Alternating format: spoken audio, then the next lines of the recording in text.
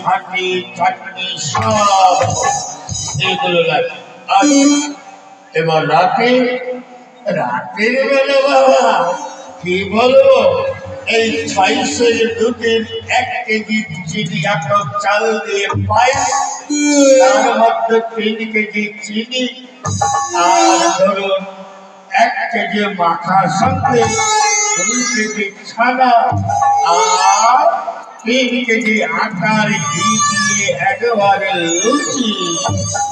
আচ্ছা, তোমার পুজোর দ্রব্য দেখে আমি খুব আনন্দিত হই, কিন্তু সেই দ্রব্যগুলো এখন নিবে না রাজবাড়িতে দেবে? দেবে এই 2.5 কেজি, এই 1.25 কেজি।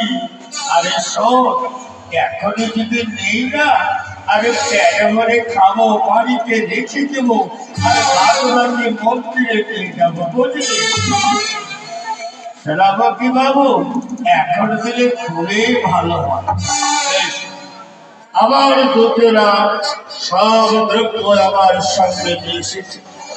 এবার তোমরা বড় করে একটা জায়গা ধরো, যেন, কিন্তু একটি শর্ত মাধবের কাছে প্রতিজ্ঞা করেছিল মহারাজ, যে যত ব্যবহার থাকবে মাধবের পুজোর দ্রব্য তত বেশি করে পাঠিয়ে করবে।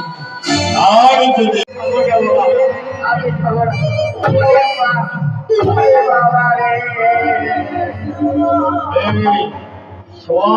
কোথায় গেল?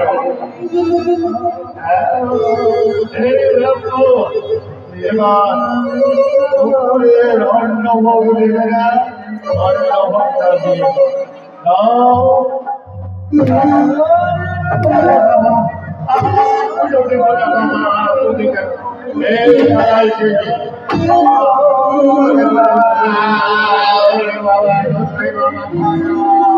ওরে বাবা, খুব চালায় বললাম রে বাবা,